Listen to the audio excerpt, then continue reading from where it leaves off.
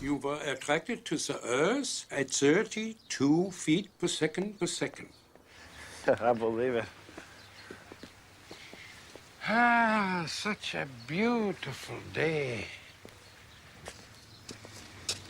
Come, we find Catherine, and you give her the watch. Look at this.